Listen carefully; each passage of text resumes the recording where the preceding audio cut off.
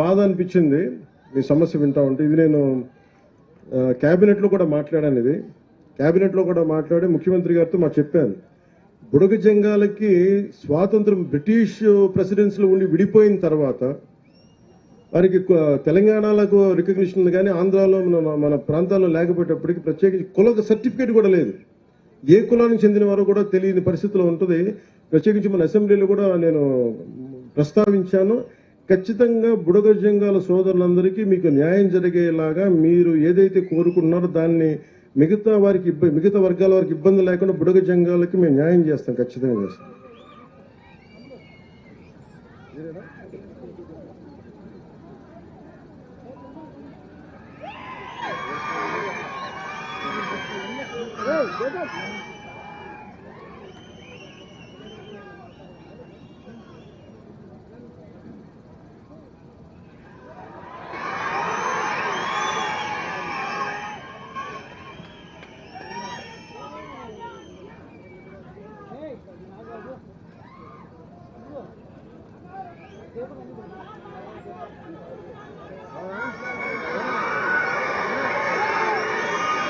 ఏమంటారు నాకు వినిపించలే. ఒక నిమిషం సార్, కొంచెం కొంచెం కొంచెం కొంచెం అరుపులు అరవకుండా ఉన్నాను. ఏంటి బాగా అడగండి, ఏంటో అడగండి, ఒకళ్ళు మాట్లాడండి. అలాగే నేను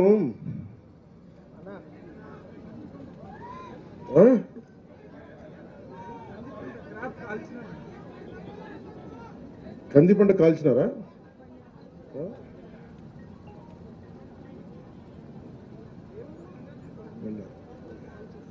అది నేను మన ఎస్పీ గారికి చెప్తాను, తెలియజేస్తాను. నేను దాన్ని పరిశీలి చేస్తాను. మీరు ఒకసారి మన వాళ్ళకి ఎవరికైనా చెప్పండి, సురేష్ గారికి చెప్పండి, చేస్తాను.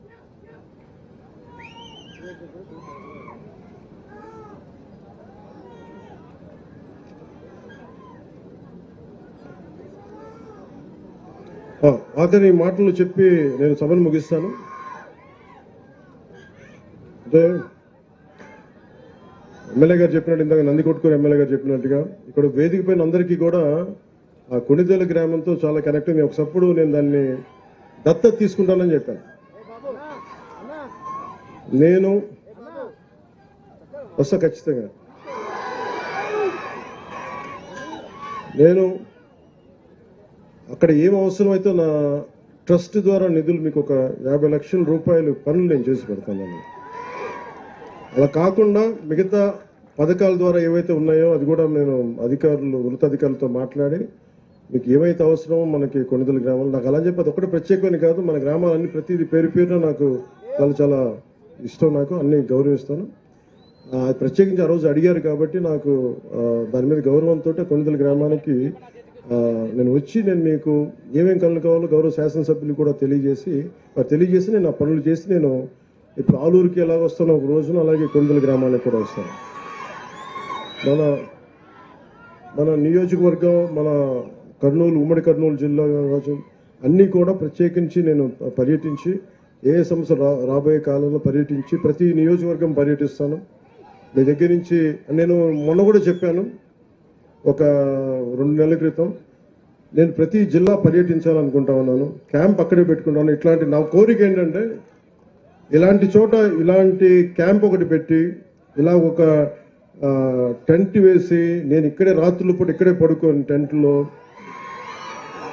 ప్రతి జిల్లాలో 26 జిల్లాలో కనీసం 2-3 రోజులు పర్యటన ఉండేలాగా మన సమస్యల్ని ఏవైతే ఉన్నాయో సాధ్యమైనంత మేరకు సాధ్యం కానివి ఎలా పరిష్కరించే దిశగా అడుగులు వేస్తామని తెలియజేసుకుని నాకు అవకాశం ఇచ్చిన మీ అందరికీ, గౌరవ ముఖ్యమంత్రి గారికి, గౌరవ శాసనసభ్యులకి, గౌరవ పార్లమెంట్ సభ్యులందరికీ పేరున ధన్యవాదాలు తెలుపుకుంటూ సెలవు తీసుకున్నాను.